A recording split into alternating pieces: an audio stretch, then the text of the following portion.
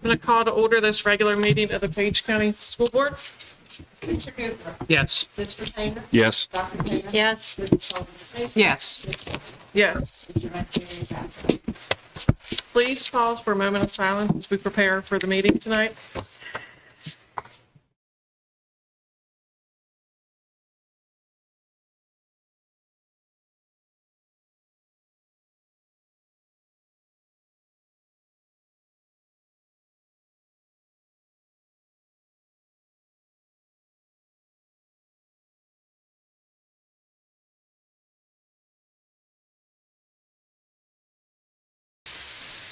Please stand for the Pledge of Allegiance. I pledge allegiance to the flag of the United States of America and to the republic for which it stands, one nation, under God, indivisible, with liberty and justice for all. Dr. Fox, do you have any agenda changes or additions? No, I do not. I have a motion to approve the agenda. Make a motion to approve the agenda. Second. We have a motion by Dr. Painter and a second by Mr. Painter to approve the agenda. Mr. Painter? Yes. Dr. Painter? Yes. Mr. Goodwin? Yes. Mrs. Sullivan?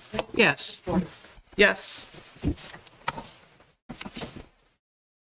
Madam Chairman, I would like to make a motion to certify discussion in closed session was pursuant to Virginia Code Section 2.2-3711A1 pertaining to the discussion, consideration, or interview of prospective candidates for school board employment, appointments, transfers, resignations, retirements, discipline, or performance of employees of the school board. Second. We have a motion by Mrs. Sullivan Smoot and a second by Mr. Painter to certify personnel matters discussed in closed session. Mr. Painter? Yes. Dr. Taylor? Yes. Mr. Goodwin? Yes. Mrs. Sullivan? Yes. Ms. Walker? Yes. We do have one citizen comment this evening.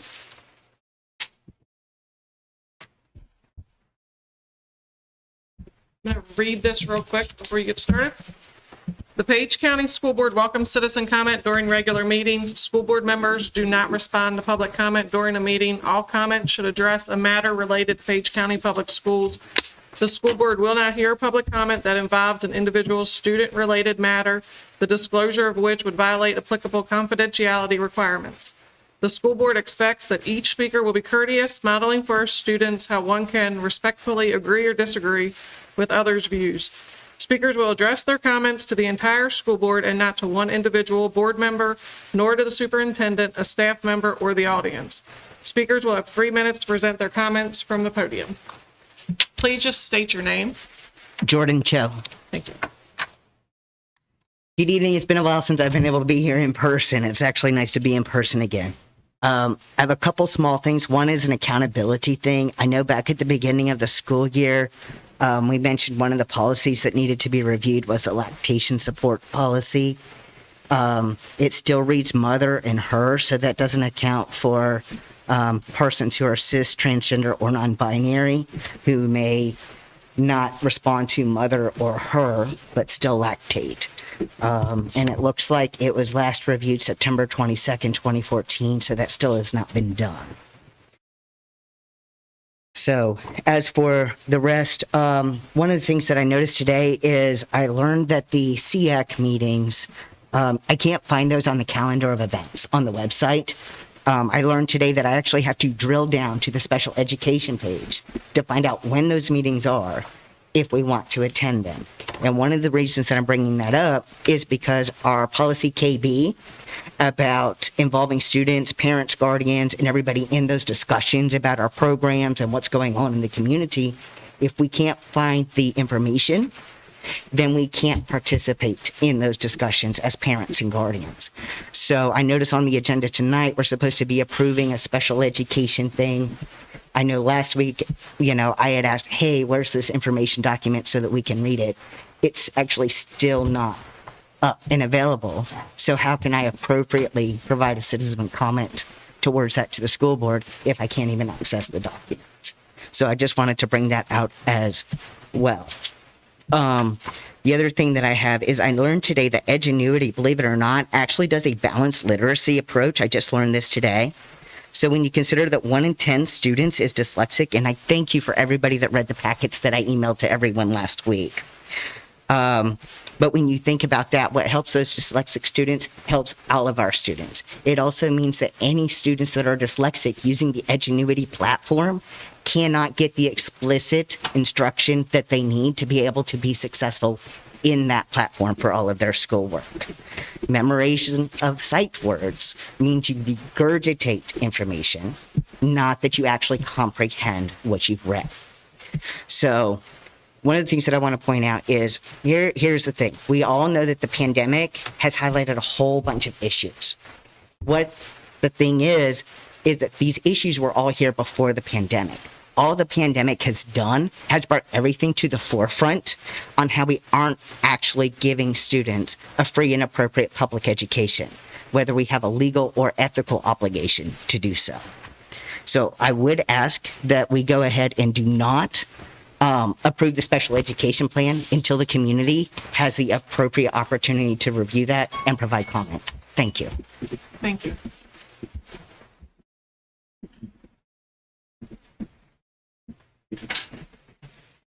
Approval of our March minutes. Can I have a motion to approve the March minutes? I make a motion that we approve the March minutes as we read, as was posted for us. Second. We have a motion by Mr. Painter and a second by Mr. Gubler to approve the March meeting minutes.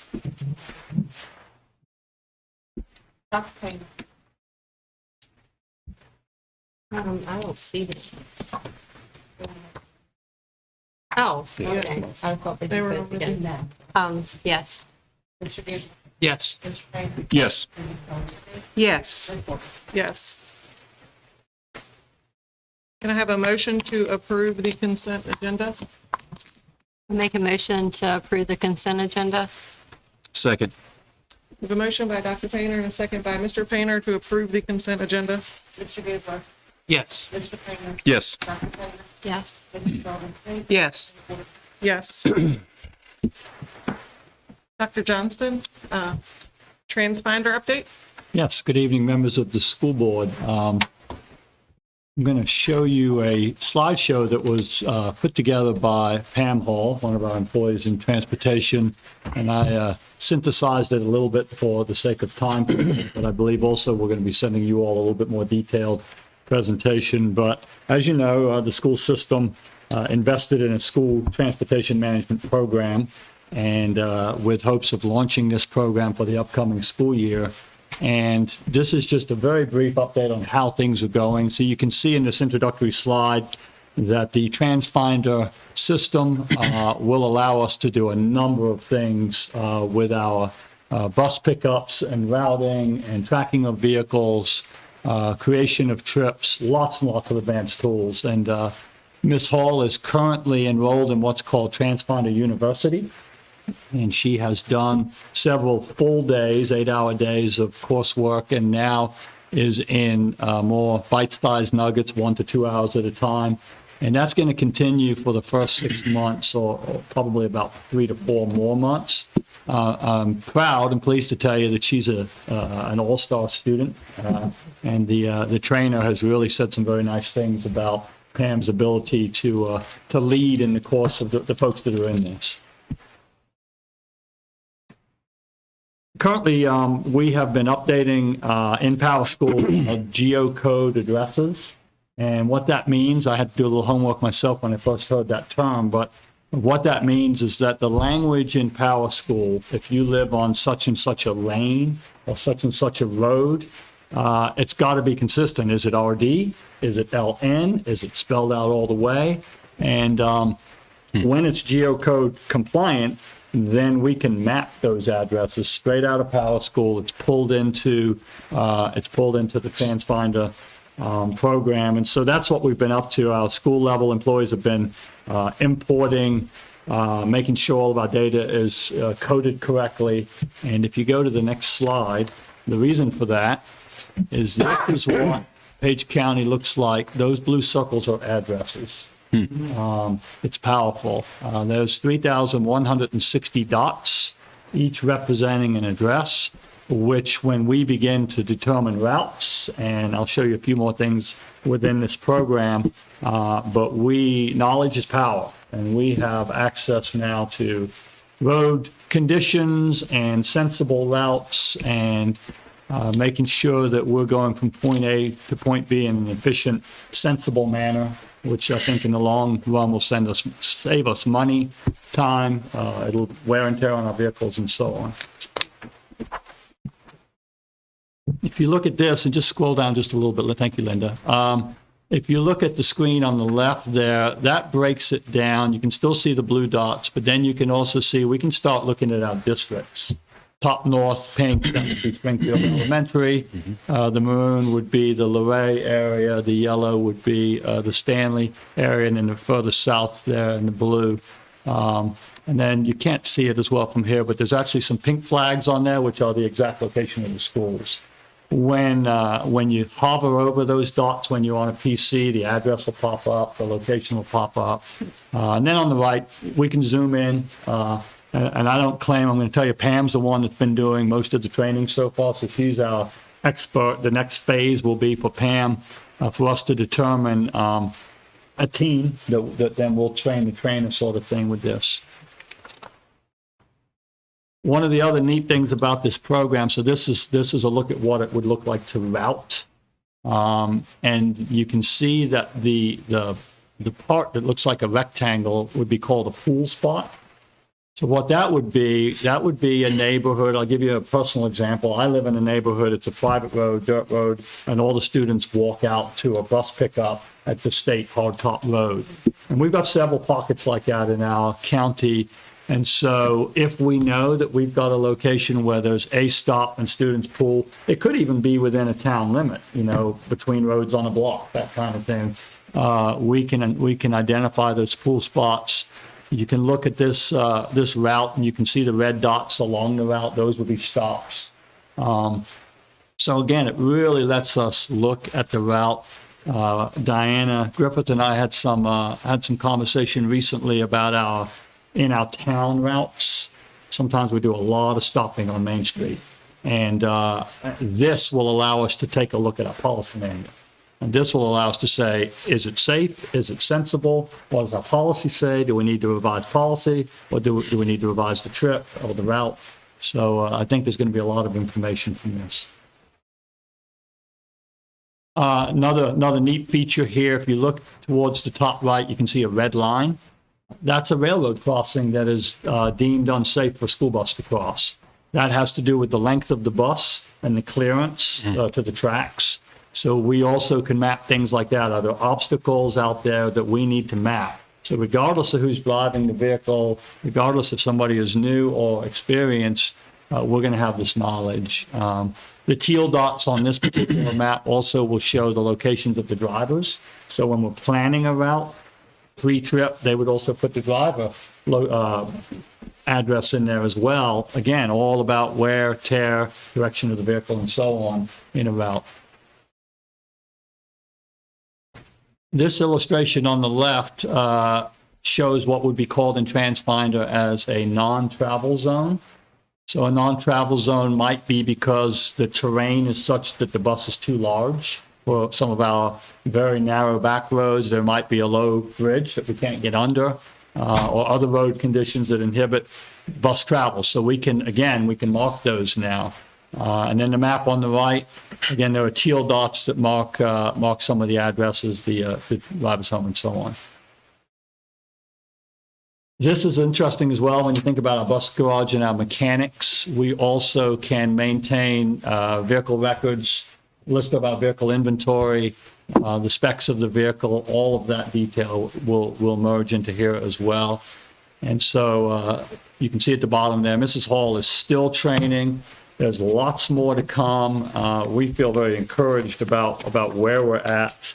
One of the things that we know is to come, but we want to be slow to unfold for the sake of families and drivers, is there is going to be the ability to live track buses as far as bus stop times.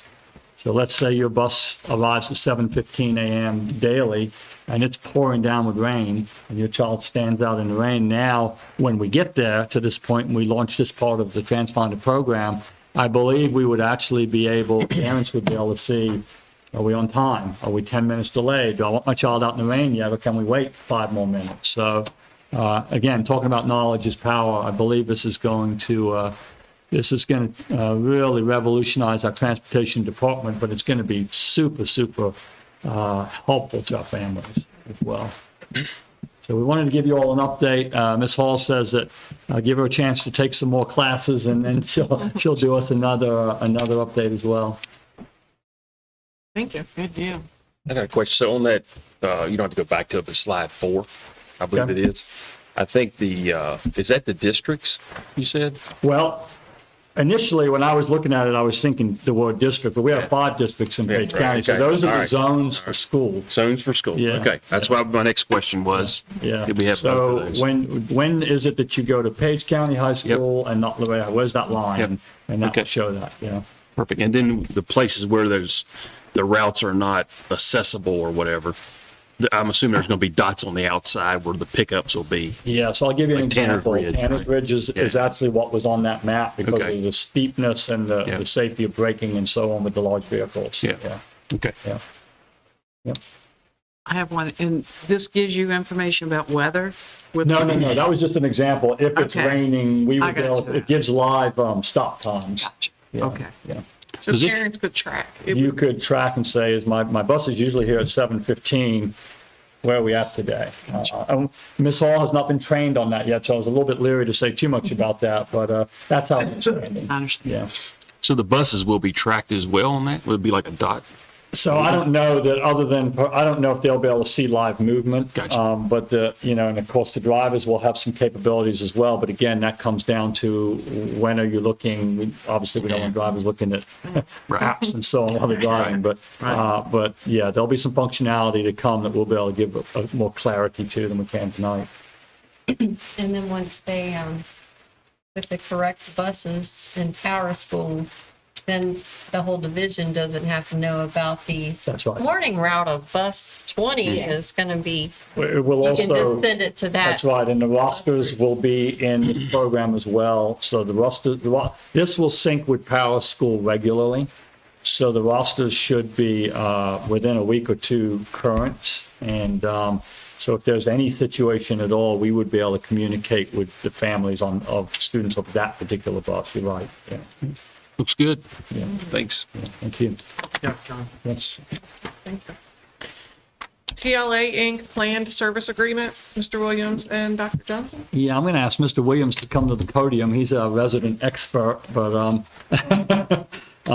but this is the next two things actually are dealing with servicing and HVAC, and Mr. Williams has been working closely with these companies and these individuals. Do you want to give some explanation? With the first one, we'll start out with the packet that you have is the burners that are at each high school. They're identical. But the problem being is we've had a lot of trouble with this particular burner. If you look at it, you can see it's a lot of controls on it. Our guys can change certain parts on it. Some of it we don't have the equipment to properly adjust it. One of my concerns is the price of fuel oil now. And when those things are out, it won't take long for the service contract to pay for itself. With that being said, I'm not totally satisfied with the service that we've been receiving. Going to the next document, where they kind of tie together with the glycol problem, whatever it is, how I come about knowing these people. I've got on the phone, got calling some people that I knew, and they said, this is the guy you need to talk to, and whatever. So anyway, they came out looking about the glycol, and they gave us a proposal here for a service. And basically what all this is a service contract that they have the equipment and able to keep it adjusted better than what we can. That's just above my guys. And if you flip through it, you'll see that he proposes it at a 3-year. But I talked with him, talked with Dr. Fox, Dr. Johnson about it. I would really, and he's okay with the 1 year too. I would really, if we go that way, would do a 1 year and make sure it's fit for everybody. And he agrees with that. Make sure we're satisfied with what we get and so on. So basically, it's a service contract, and it's just somebody different that I hope we can get a little better service out of. And just what we wanted to do was put this before you tonight as informational. Obviously, some of you all will dive into this and understand the specs, some may not, and we just thought it would be helpful for us to let you all have some time to take a look at it, ask us questions, give Mr. Williams an opportunity to answer questions and/or check back with the company. But we would like to come back at the next board meeting with that recommendation that I think Mr. Williams and his team believe it'd be in the best interest of the school division to consider a 1 year with this for servicing the 2 high schools. And what you're looking at is a quote for 1 school, not 2. So it would be twice the amount. Twice the amount. Yeah. Yes. Yeah. Would you like Mr. Williams to jump right into the glycol piece? The next. Yes. Did anybody have any questions on this? The glycol.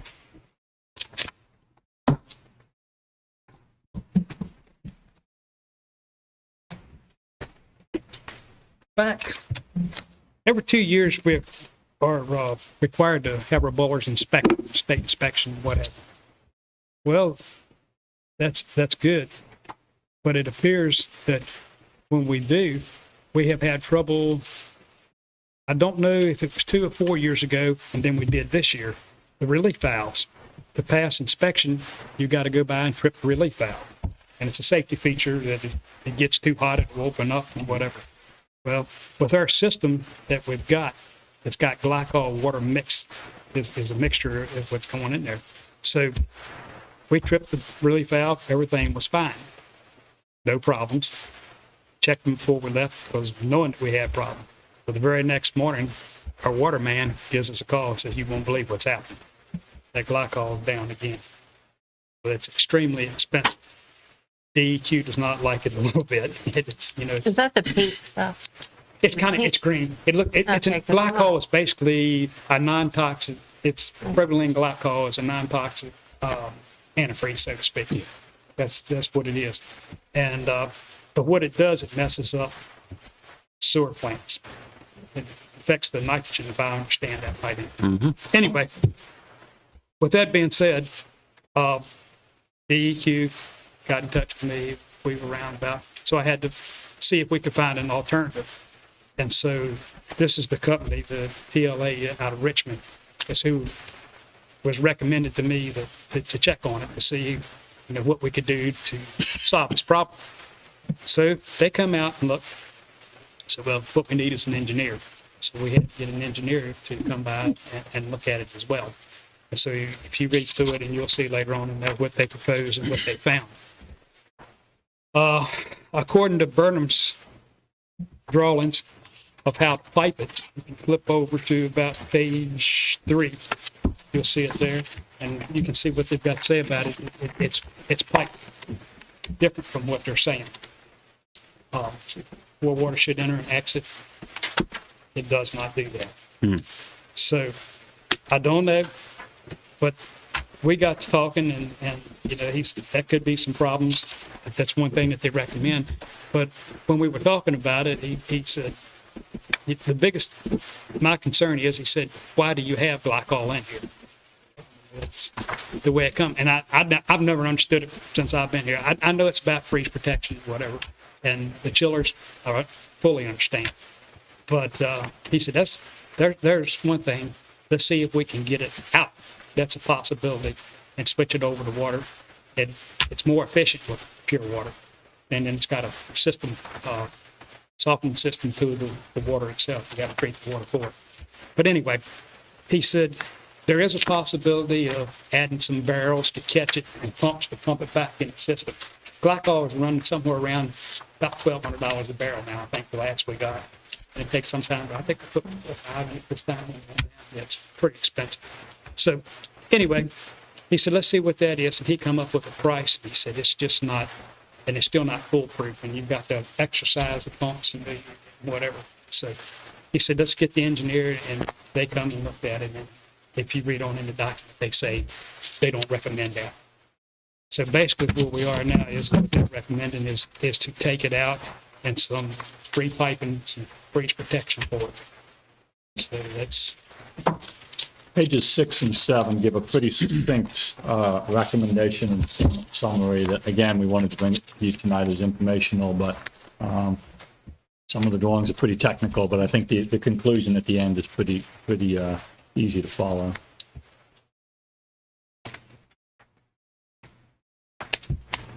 Again, we'll bring that back. Yeah. 2 weeks. and there again, that would be ×2. The cost of it, Yes. is there a But- cost in here? No, ma'am, it's not. Okay. It's, if you read in that, it tells you that more engineering and So they need to figure out what the cost is gonna be. Yeah, so our next step, if we're okay in moving, we just need the okay to move in this direction. Our next step would be now to bring in the engineers to actually determine and give us what it would cost to do this and a time frame and how long it would take for it to happen. This is at Page County High School. Both. It would be Both both. Okay. both outcomes. What happens at Page, it goes to our own plant there. Here it goes to the town of Luray. It's no good either place if it happens. And both these systems are placed inside? Yes, I mean, well, physically, they're inside, right? they're inside. There's no rooftop units anywhere that has a coil on the roof. Gotcha. Everything's inside. Okay. Yeah, and he speaks, if you read in there, about the breach protection and Right. the louvers.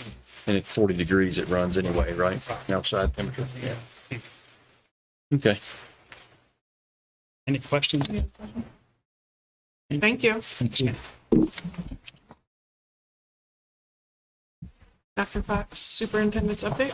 Yes, good evening to you all. And again, a relatively short update, but a few more details tonight than last week. So first, we just want to start off by thanking all of our administrative assistants. It is Happy Administrative Professionals Day, which we celebrated with our staff here yesterday, and the schools are doing things for them as well. And we just wanted to take a moment to thank them for all of the work they do. In many cases, that's the first person you see when you walk into a building or an office. They're also the people that are making sure none of us go to jail for our finances and our bookkeeping at the school level and at the central office level. And we just want them to know that we appreciate all of the work that they do and say thank you to them for their hard work. In terms of your COVID update, we are still sort of where we were last time. We are, based on the CDC data, we're still in the low range for community transmission levels. We have one active case in the division. And with respect to the Omicron variant BA.2, we're going to continue to monitor that. The state is seeing a slight resurgence. And the UVA prediction models that we all get is predicting potentially the middle of May an uptick and a surge. We're going to continue to monitor it because we do start our SOL testing on May 12th. So obviously, extended absences or quarantines could impact that testing. So we're working on a backup plan for that, but going to keep our eye on it and hope that it stays away so that we can get through testing. Kids can be at full capacity and strength for those assessments, and we can end the year on a strong note. And then the other thing I have for you all tonight and for our public is just an update on where we are with the budget. I think Ms. Sechrist and I were really hoping that tonight we'd be able to present you with some numbers, but unfortunately, the General Assembly has still not come to a resolution and proposed a budget to the governor for his approval. So we are still in a holding pattern for that. What that does is it does impact us in a couple of ways, but I think we'll be okay. The Board of Supervisors, they have moved their adoption of their budget to May 16th. It was slated to be this coming Monday on May 2nd. We can't move forward with the adoption of our budget until we know that theirs is approved and we know our full allocation from them. So we will just have to wait and see.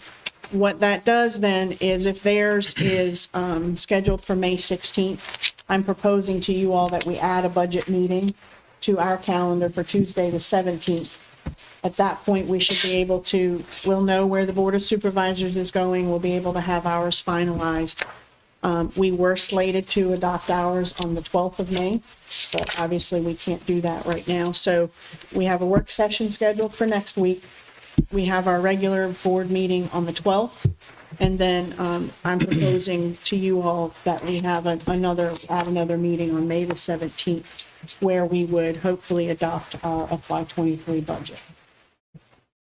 And just another note while we have the slide up, we had talked about our student recognitions and having a ceremony this year. So we've kind of gone back and forth with a variety of things, but we've settled on May the 12th. We'll be able to do that at the beginning of our board meeting. We'll have a presentation section.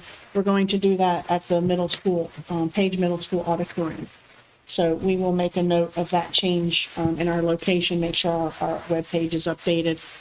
But we will honor our state level winners in academics, athletics, and fine arts on the 12th.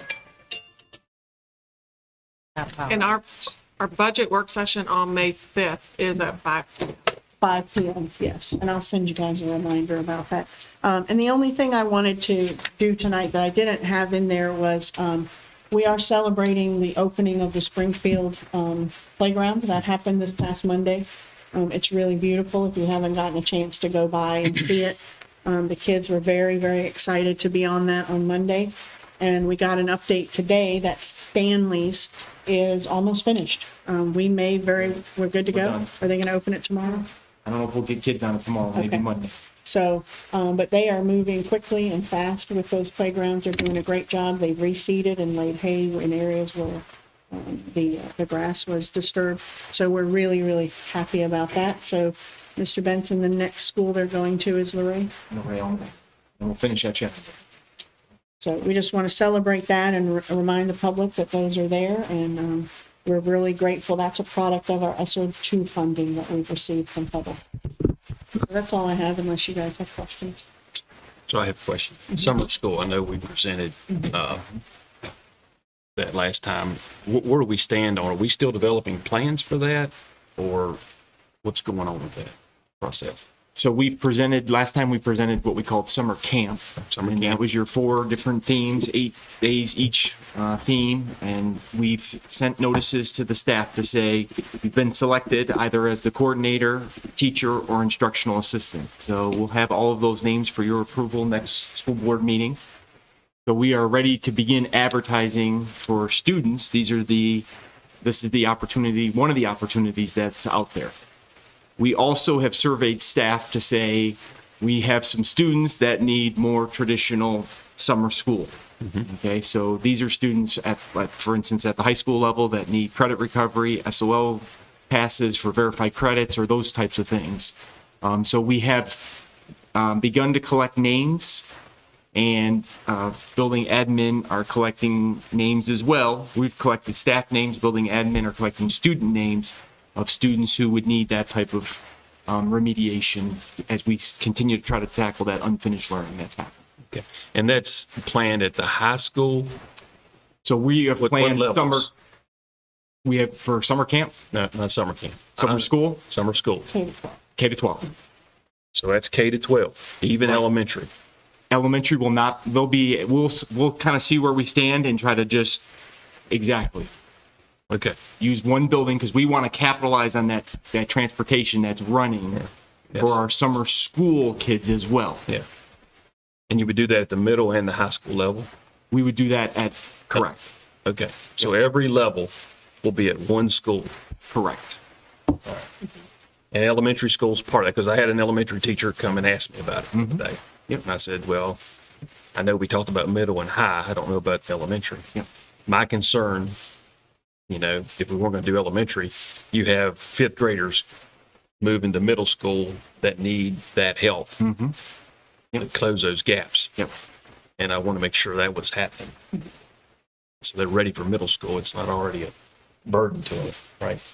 Because when you're behind, you feel lost as a student. I mean, you don't feel like you can participate. Yeah. So just so we make sure we're on the same page, 2 summer programs going on. 2 separate. One Yep. being summer camp, Yep. the other being what we would look like more like traditional summer school. Okay.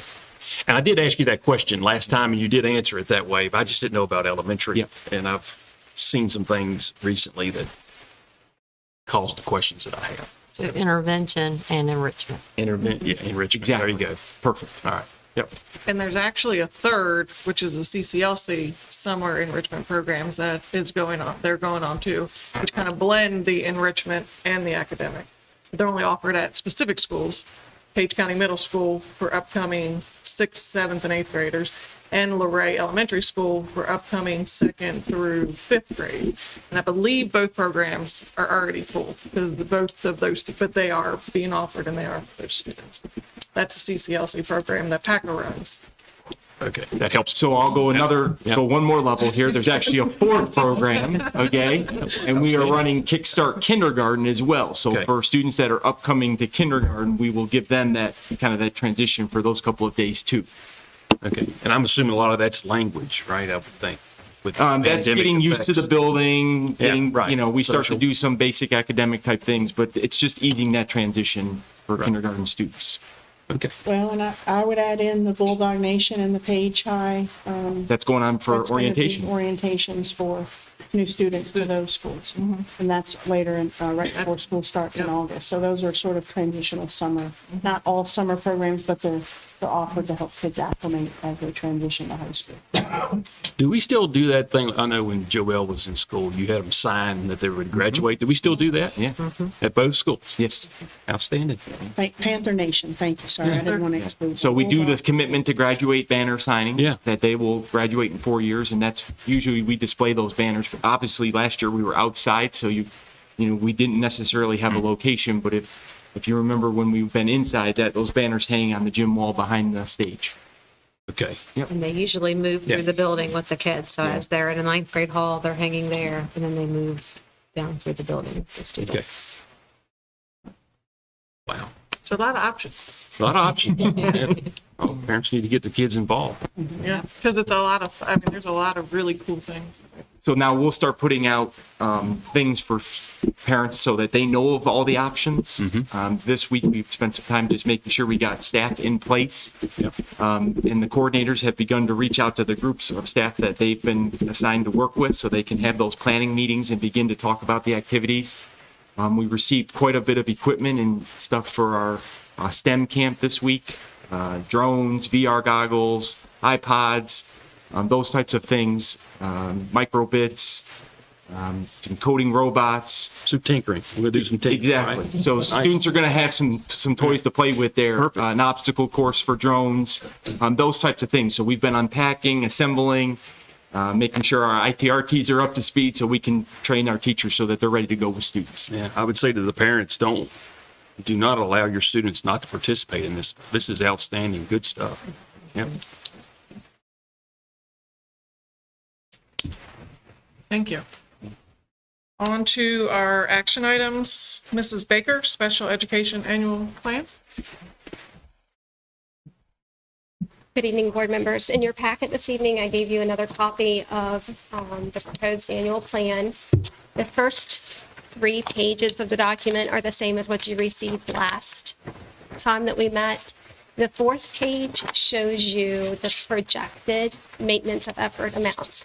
Ms. Seacrest was kind enough to work with the SPED department the last 2 weeks and make the projected amounts for the 22-23 school year. And that's what the state will use to help us determine if we've made maintenance of effort a year from now. So those projected amounts is what would be reported in the annual plan on page 4. So I did want to call your attention to the projected amounts.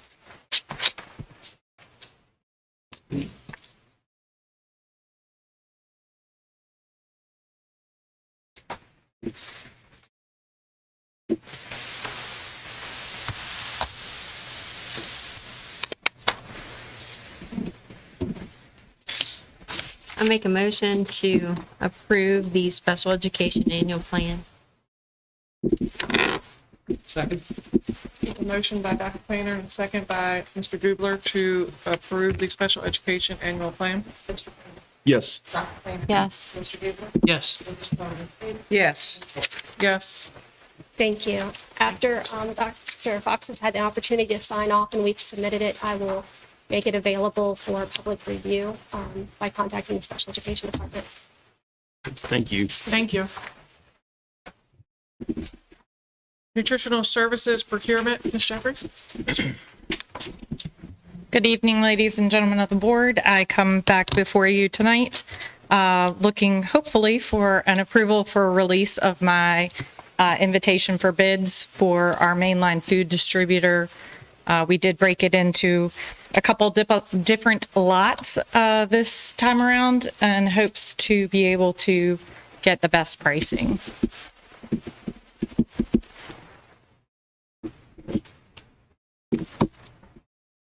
I make a motion that we approve the nutritional services procurement as presented. Second. We have a motion by Dr. Painter and a second by Mr. Painter to approve the nutritional services procurement as presented. Mr. Painter. Yes. Dr. Painter. Yes. Mr. Buford. Yes. Ms. Sullivan. Yes. Yes, Thank you very much. thank you. Ms. Sechrist, claims for payment? Yes, good evening, board members. You all have been provided with the claim certification for the operating fund is $331,448.56. Food service, $28,912.80 for total expenditures of $361.36. Sorry, I apologize. Along with that, you've been provided with the list of claims as well as the check register. If you have any questions, I'll do my best to answer them. I'd like to make a motion that we approve the claims for payment as presented. Second.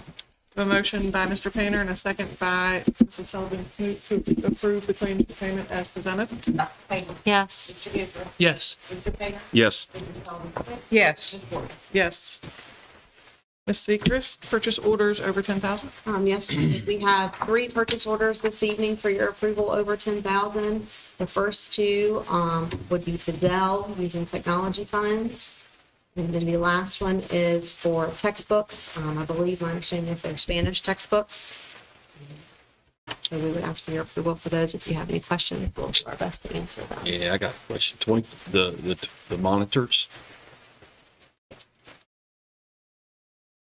So what are they being, what's a monitor being used for? We're actually going to give those to teachers for their new desktop monitors. Desktop, okay. This purchase of the Promethean panels, in a lot of the schools, the teachers still have those old square monitors. And when you screen share to those, you have those black lines along the side, so it doesn't line up the aspect ratio the way they should. Okay, You get them these big monitors. Take full advantage of the full size of the screen. okay. Mr. Chairwoman, I'd like to make a motion that we approve the purchase orders over $10,000. Second. We have a motion by Mr. Gubler and a second by Dr. Painter to approve the purchase orders over 10,000 as presented. Mr. Buford. Yes. Mr. Painter. Yes. Dr. Painter. Yes. Ms. Sullivan. Yes. Ms. Gordon. Yes. Board member discussion time? I will point out first that next week is Teacher Appreciation Week, but I like to call it Staff Appreciation Week, and I'm sure all the schools have things already planned to show appreciation for their staff. So I hope everybody has a great week and know that what they do every day, that you're appreciated every day and not just one week of the year. So I was able to be involved in a couple things, the FFA and FCCLA dinner at Page County High School. The food was good. Didn't take long to get it. The students were exceptional, coming by the table, asking what they could do. And that just wasn't one student, it was 4 or 5 of them doing it. So kudos to those young people and the ones that put it on.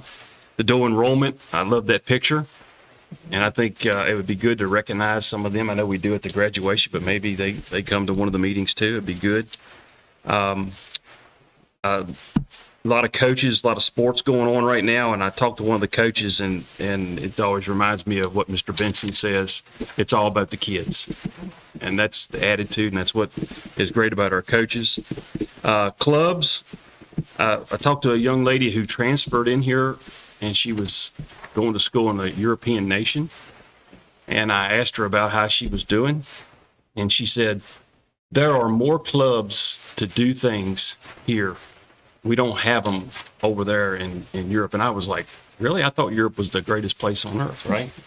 But she said this school system being involved. So I'm going to encourage parents, get your kids involved with the different clubs. And if there's issues, we've talked about this, you know, there's people who will put scholarships out. So there's financially, it's not an issue of not being involved. And I think it's a great thing. And PACA does a lot of good stuff. We do stuff at the rec center. But just good stuff to hear from somebody. I just appreciate everybody that's been involved. And I echo Dr. Painter, the teachers, you're almost there through the year, you know? So it's been a good year, I think. A lot of challenges though. Well, I know Page County High is having their prom this weekend. So juniors and seniors and other guests, have a great time, but please be safe and make good decisions. And again, it's for you. It's a great event. End your year in a very positive note, but definitely be safe and make good decisions. And I'll just add that, you know, as the school year is starting to wind down, I just want to say an additional shout out to all our staff, all our teachers, all our administrative support staff. You know, my wife's a teacher in a different system, and an administrator rather, and I hear it nearly every day. Struggles. It's not easy, and I just want to know that we support you guys. We appreciate your efforts. And hang in there. School year is almost over. Things will get better. I'd like to thank everybody. We had a really cool Earth Day race. We had a lot of help from Page County Public Schools, Mr. Benson and Dr. Johnson, and all the running club teachers that get the kids encouraged to come out there. If you saw any of the pictures, we had a lot of kids there. It was a lot of fun.